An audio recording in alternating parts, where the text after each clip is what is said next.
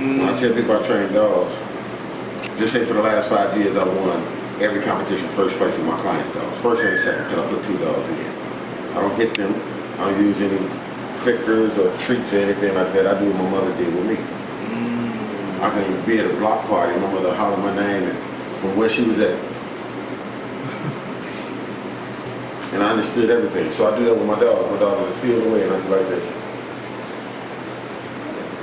If my mother would have called me mad, I would have came like this. So I went to love with my dogs, because if I call them mad, they're gonna come like this. So it's energy with it. See what I'm saying? And they will protect you. I don't care, I got a cat, I can just point my finger and say attack, and pick up speed and run, jump on you, screaming. See? So it's showing the love and that bond. You gotta make a bond with any animal. With a horse, I grabbed a bull by his horns. While he was doing like this, like he was gonna run me over, I don't know when he moved back and I come here, grabbed him by his horn. So I actually grabbed a bull by his horn. I swam in the Mississippi with something along these chairs. I'm from the city, so I see it in the water. I'm not paying no attention. It just came towards me, and then when it rolled up against me, I knew it was something different. But when that tail came out of the water, it was about like this, and it said, and that like woke me up like, oh. I realized where I was at, but I didn't feel like it was gonna hurt me. But I almost drowned myself getting out the water. See, so I jumped on a horse with no reins, and I hugged her neck. I said, come on. She didn't want to do it. I said, come on. I jumped on her, and she ran as fast as she could. Well, I didn't even feel it. It felt like a magic carpet. And when I turned around and came back, when I got off of her, I'm showing my guys, like I rode her. They pointed to me like, look, she followed me like a dog. Because just like the movie Avatar, you got to make the bond. That's with any animal. If a person give you a leash and say, train this dog, and you take sit, stay, the dog like, I don't know you. But if you sit on the floor for a few minutes and play with it, then you make the bond. You say, sit, dog, sit. It's as simple as that. See, you don't have to kick them. You don't have to hurt them. The karma is real. If you do something to a person's dog, this world will come back and hurt you. And I don't have no time for that. See? So, and then the one thing about animals, and I showed this in front of one of my students, where I had all the dogs in the kennel, and there was one in particular. I said, have you seen the movie Planet of Apes? He said, yeah. I said, that's Caesar. But it was a dog. I said, that's Caesar. Because anything I teach him, he learned it just like that. Just like that. From walking like a human, to ringing the ring doorbell, anything that I requested, he would do it. Right? So, anytime I would correct any other dog, he would sigh. Because he seen how I was doing a species, whether it was a baby or something like that. And then with my guy right there, when I went to go correct him, every dog in there turned on me. Turned on me. Trying to rip their kennels apart to get to the puppy that I just corrected, my personal dog. This dog that I said was Caesar was looking at me, he hadn't said a word. It was like, these are my guys, they're not your guys. These are my guys. Oh, okay, I get it. They are species who watching everything that we do. We don't do wrong because they know. And every dog, my dog too, even though I looked at that dog and I said, this is your last, you controlling this dog like that? This is your last day here. And I got him out of my house. But the thought is still there that you all, even my own dogs that protect my house, had flipped on me. Flipped on me. And ripping the kennels, the puppy barking in the circle, going crazy, and the rest of the dog biting and looking at me to get to me about that particular dog. So he ruled, even though I can tell him what to do and stuff like that, I'm still not their species. See, so I love them. I love every breed of dog. And I've won a lot of competitions, is what I'm telling you. And I trained for the federal government. I think I got on B-103 with Herb Kent 2 days in a row. SWAT interrogated me, where they pulled up the Chicago police cars, but they got them all black and they got assault rifles. And they rape Hope, and I said, yeah, they asked me everything about dogs. They didn't throw me down, or Rodney came in, they just shook my hands and told me everything I said about a dog was a fact. Because I've always been a canine officer, my father before me was a canine officer. Shook my hand, jumped in the car. And then I trained for the federal government. So this is something I take serious with dogs. It's okay to give a dog a treat, but give him a treat because I love you. Here you go. You got to do nothing with this. But when I say sit and staying down, you got to do this because between the two, I'm the boss. And dogs don't respect me. You can have a poodle or lots of options. If their mother said do something, they do it, they gonna go to their neck. And they learn. So the only way you can correct them is by their neck. That's what they know. Anything else is abuse. Hitting them, that's abuse. Their mother went to the neck. So even if you just correct them by the scruff of their neck, you need one to wake you up because whether you all know it or not, the Safety Act that they just passed is not too safe. Where the police are not coming out anymore. So if you just had a poodle or something that just barks to wake you up, to let you know someone's at the door, it'll kind of help you out a little bit. That's your question. Right. You teach dogs how to, I would say, behave. Can you teach a person how to teach a dog how to behave? I have students. Your students. So what I have to do is I have to deprogram and reprogram to let them know repetition builds consistency. See, if you got a little dog and you call him Little Kim 10 minutes, that dog's name is now Little Kim because you repetitionally did it. Little Kim, come, Little Kim, come, Little Kim. And give him something you got there, his name Little Kim. See, so it's repetition. So when I'm dealing with my dogs, the first thing I teach is heel, to stay next to my side. To stay next to my side. So no longer on that, I say heel, my dog will run to my side. That is the come command. So he'll run to my side, and it's going to be like a domino effect. He ain't time to come to my side, so automatically going to start sitting. So I should teach heel first, and then it's going to be a domino effect. After sitting, he'll get tired of sitting, they will start just doing downs. So that's the order to teach him. I have a question. And every day is Mother's Day. Happy Mother's Day. Every day is Father's Day. Happy Father's Day. Thank you, sir. Hey, Ray, what kind of dog was that Caesar dog? What kind of dog was that? What breed dog? Caesar? Yeah, it's a dog he said was Caesar. What kind of breed Oh, dog? it was American Staffordshire Terrier. Dealing with dogs, you have a dog, wording is everything. So you don't want to say, I got a pit bull in a cage, because you won't spend a lot of time in jail. So the word pit bull is going to be more about that than it is about the actual thing that happened. It's an American Staffordshire Terrier. It's the same thing, but the word is different. When you say cage, you're in trouble. When you say kennel, it sounds like a bed. See what I'm saying? Yeah. So wording is everything dealing with your dog. Gotcha. Okay, and gender makes a difference. So if you bring a girl dog in the house, she wants to be up under you. She'll bite for mom, but I'll really protect for dad. You bring a boy dog in the house, I'll bite for dad, but I'll really protect for mom. So gender makes a difference. Nice. Don't let them lean up against you, because they'll lean up against you just to get you to move and say, I don't have to listen, I made them move. When they lean up against you, give them another dog. No one leans on the president or the queen of England like this is still respect. So make them respect your space. And do what, if I did something wrong, like I said, my mother would just give me a certain type of look, and I knew and that's what you do. You smile when you want them to come to you. They come straight to you. And I don't have a problem with that. Some people say, my dog won't come to me when I call him. That's because if my mother would have said, come here, that was calling into execution. You go like this. Because, you know, but if she said, well, I mean, come here, I'm finna run. What's going on, man? So I start calling my dog. Chin. I speak a lot of different languages too. So in Japanese you say chin, in German you say fus, and in Europe you say wa, and in Polish you say hutch. So the reason you don't speak in English to your dog, because here in America, the burglar knows English. Good morning, sit down, lay down. See, I said chin, kwan, kunya, bata. You don't know anything I said. Well, my dog, I said chin. And then I said kwan for respect. I said kunya for to go down. And I said bata for no.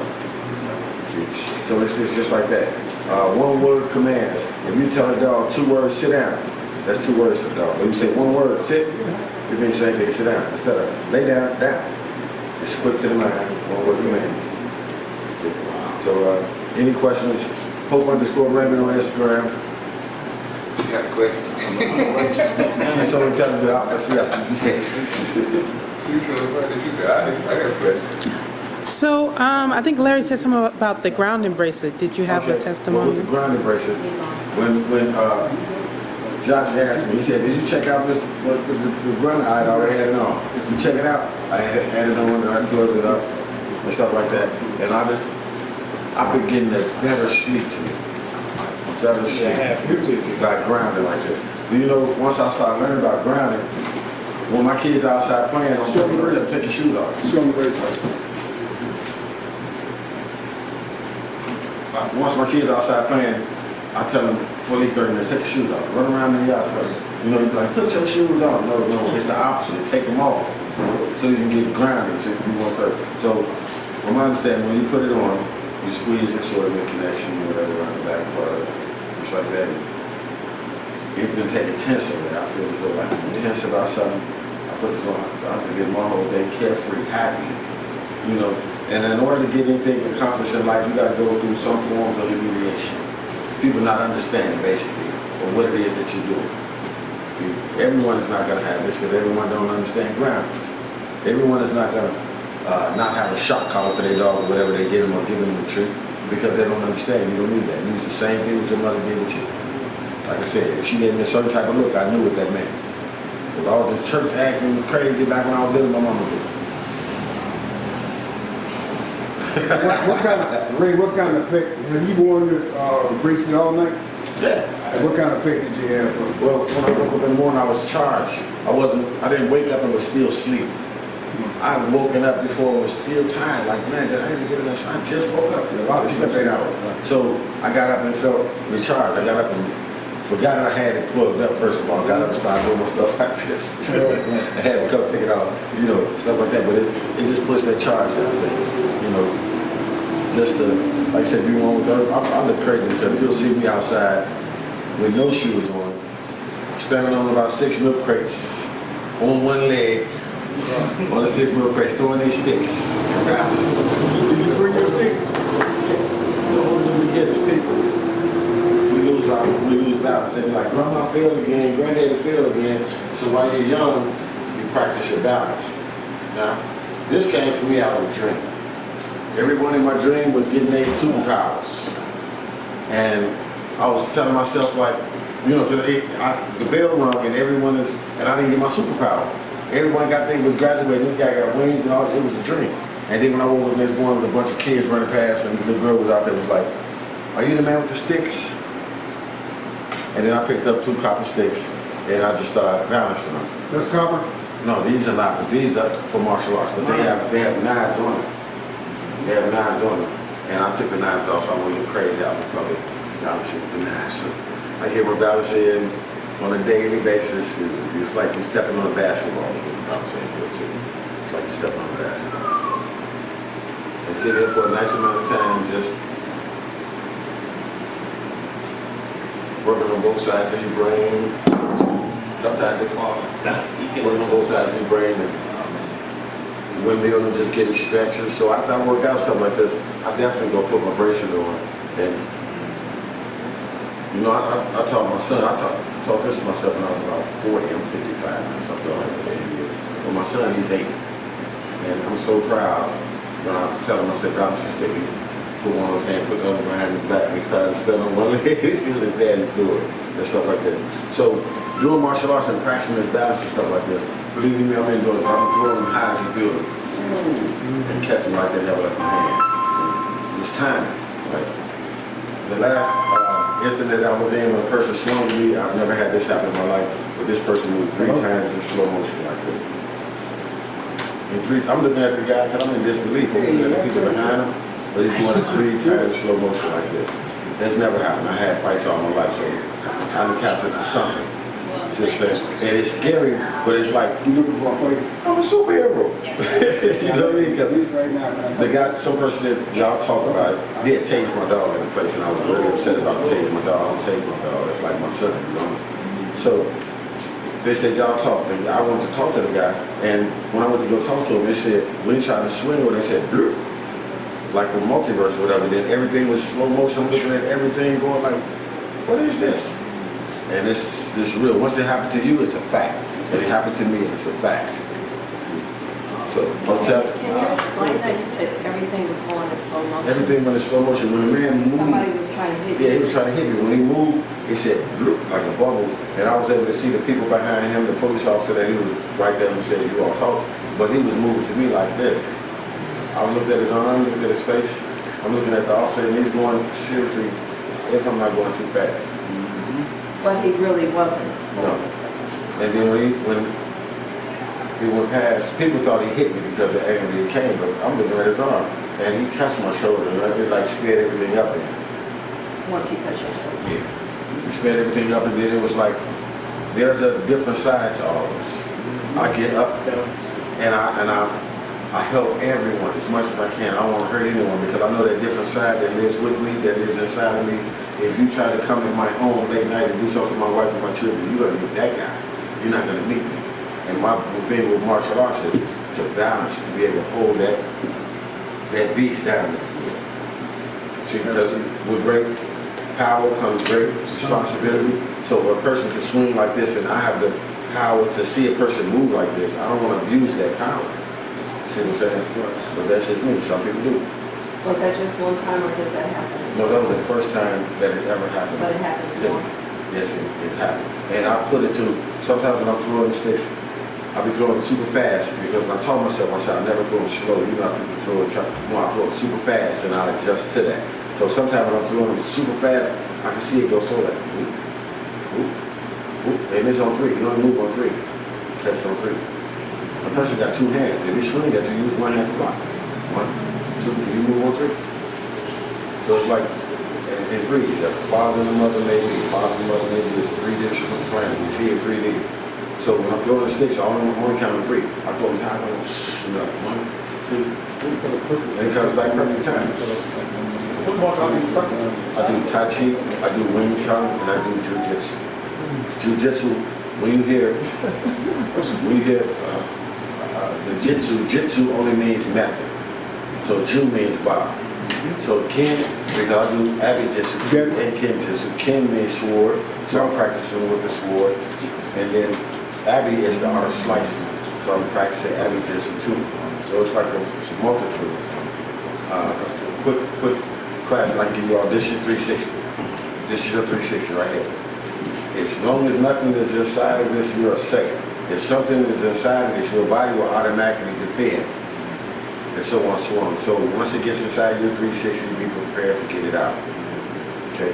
One foot doesn't move, the other foot just goes around. Just like this, that foot is not going to move, the other foot is going to pivot around. No matter what a person's going to do, pivot around just like this. Wing Chun, or they say, You stand on the center line. the center line principle. Right. And then it's like, me and my wife practice this game where she put her arm against my arm, we don't grab each other because that'll be a foul. Just arm against arm, you feel the weight. If I try to grab her, she's just using her arm to keep me off. Push hands, push hands. Push hands. Push hands. She has a question. Yes. The last time I did jiu-jitsu,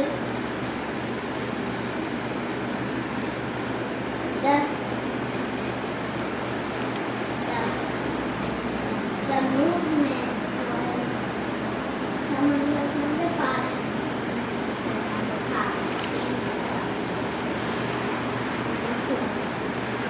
But the person who's down pushed the hits the person's ankles and pushes down. That's Jiu-Jitsu. Jiu-Jitsu is the art of having to tap out. Okay, so you have someone down on the bottom, just lay your weight on them. Just lay weight. It's so hard for a person to push weight off of you, just lay weight just like this, and you got a person down. And then don't try to hit a person when they're down because you can hit the ground and hurt your arm. So while you hold them down, just use your elbow. Just like that, you know what's down. If we don't teach our children martial arts and stuff like this, how to protect themselves, then we leave them vulnerable. I teach my children. I got a 5-year-old and an 11-year-old, I got an 8-year-old. I teach them to ward off. And I'm trying to grab them, actually trying to grab them, and then we wouldn't go. See, time counts. When you have a car pulled up and you're not there to grab your child as your car pulled up, your child needs to be able to ward that person off, to know not to let them back. Only problem with that is, when it's time to discipline them, it's very hard.